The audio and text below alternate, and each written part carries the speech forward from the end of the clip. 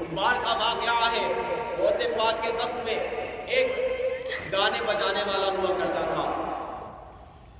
غوث پاک نے اس سے منع کیا کہ گانے بجانا حرام ہے، یہ حرام کام ہے، گانے بجانا کیا کرو۔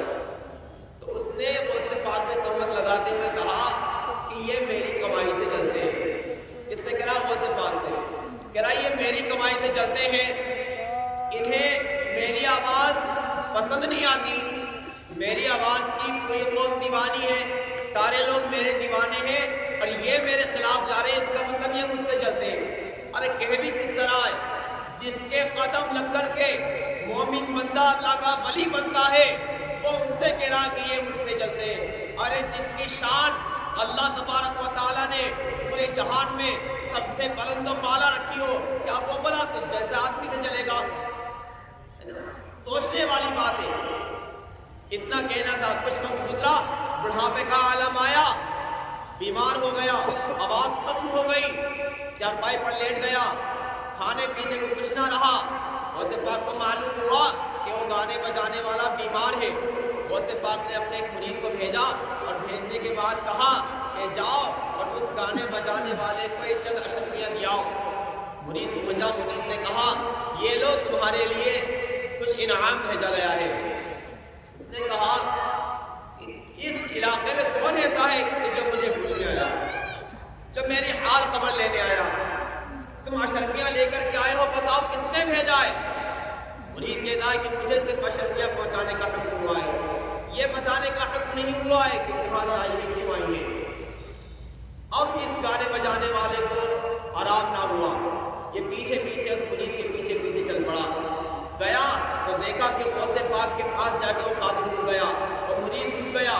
اب یہ گانے بجانے والا غوث پاک کی خدمت میں حاضر ہو کر کے کہتا ہے کہ مجھے معلوم تھا کہ اس علاقے میں، اس جیلان میں غوث اعظم کے علاوہ کوئی بھی ایسا نہیں ہے جو مجھ سے آ کر کے میرا حال پوچھے، جو مجھ سے آ کر کے میرے خیال پوچھے، جو مجھ سے آ کر کے میری طبیعت پوچھے۔ اس نے کہا کہ مجھے معلوم تھا کہ غوث پاک کے علاوہ میری کوئی حال و خصال نہیں پوچھنے والا تھا، مجھے معلوم ہو گیا کہ یہ صرف غوث پاک کا ہی مرید ہو سکتا ہے، اس لیے میں غوث پاک آپ کی بارگاہ میں حاضر ہو گیا ہوں، لیکن میرے پاس کوئی اعمال نہیں ہے، میرے پاس نمازوں کا ذخیرہ نہیں ہے، میرے پاس نماز نہیں، زکوٰۃ نہیں، حج نہیں ہے، اب میں مسلمان کیسے ہوں؟ اگر میں مسلمان ہو جاؤں تو کیا اللہ تبارک و تعالیٰ مجھے جنت عطا فرمائے گا؟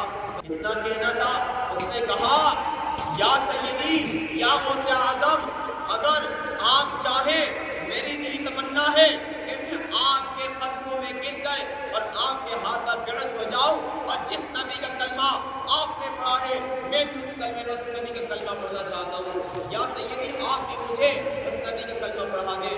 غوث پاک نے کلمہ پڑھایا، لا الہ الا اللہ محمد رسول اللہ صلی اللہ علیہ وسلم۔ تو جان لے کہ جو ولی ہوتے ہیں وہ صرف سیدھی راہ دکھاتے ہیں۔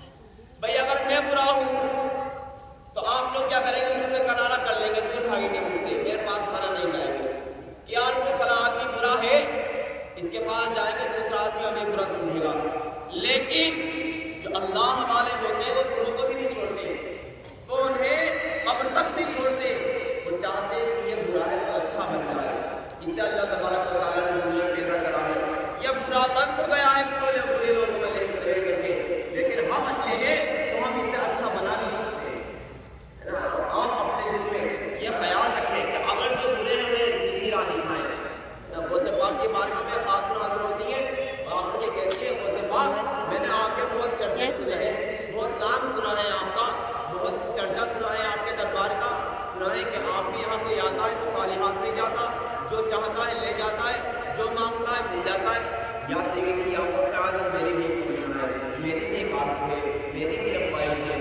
وہ خاتون کہتی ہے کہ میری شادی کو کئی وقت ہو گئے لیکن میرے پاس کوئی اولاد نہیں ہے۔ یا سیدی یا غوث پاک میں چاہتی ہوں مجھے ایک اولاد ہو جائے۔ اولاد نہ ہونے کی وجہ سے میرے ساس سسر مجھے تانے دیتے ہیں، یہاں تک کہ بات آ چکی ہے میرا شوہر کہتا ہے کہ اب تو مجھے طلاق دے دے کیونکہ تجھ سے کوئی اولاد نہیں ہوئی، تو گھر میں ایک نحوست ہے، یہاں سن کے بات سننے ملتی ہے، یا غوث پاک مجھ سے یہ برداشت نہیں ہوتا، آپ مجھے ایک اولاد عطا فرما دیں، ایک بیٹا عطا فرما دیں۔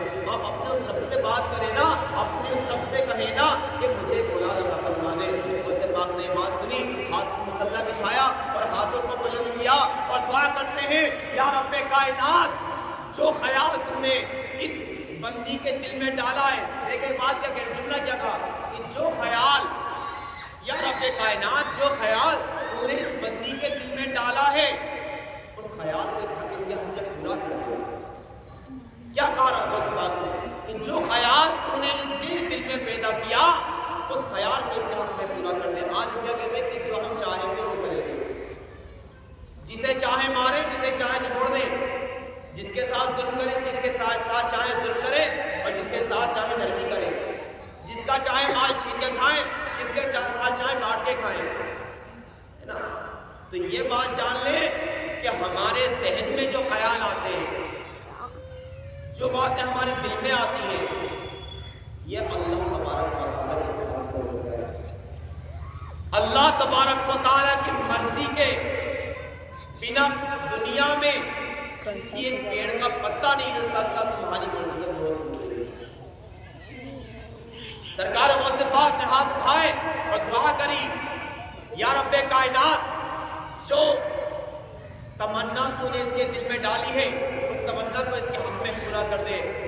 رب کائنات کی طرف سے آواز آتی ہے، یا غوث پاک، اے غوث اعظم، اس بندی کے حق میں اولاد ہے ہی نہیں۔ غوث پاک جب اس آواز کو سنتے ہیں تو غوث پاک کہنے لگتے ہیں، یا رب کائنات تو نے اس بندی کے دل میں خیال ڈالا، پھر میرے پاس بھیجا، اب یہ بندی میرے پاس آئی ہے، اب تو چاہتا ہے کہ میں اسے رسوا کر دوں، میں اسے یہاں سے خالی ہاتھ بھیج دوں، اب یہ جائے گی تو زمانے بھر میں کہے گی کہ بہت چرچا سنا تھا غوث اعظم کا، بہت چرچا سنا تھا غوث پاک کا، لیکن کیا ہوا؟ میں تو گئی، مجھے کچھ نہ ملا، خالی ہاتھ لوٹا دیا اور کہہ دیا تیرے نصیب میں اولاد نہیں ہے۔ کیا یہی غوث اعظم ہے؟ کیا ایسے غوث اعظم ہوتے ہیں؟ کیا یہی پیروں کے پیر ہوتے ہیں؟ اتنا کہنا تھا۔ رب کائنات کہتا ہے، چل غوث اعظم بتا تو کیا چاہتا ہے؟ تو غوث اعظم کہتے ہیں، یا رب کائنات یہ ایک اولاد کی فریاد لے کے آئی تھی، یہ ایک بیٹے کی تمنا لے کے آئی تھی، یا رب کائنات اب میں چاہتا ہوں تجھے تو اسے ایک اولاد نہیں بلکہ اسے 7 بیٹوں سے نواز دے۔ کتنی اولاد کی فریاد کی تھی؟ ایک، اور 7 عطا فرمائی۔ سرکار غوث اعظم نظر کرم خدارا، میرا خالقہ صبر دو، میں فقیر ہوں تمہارا۔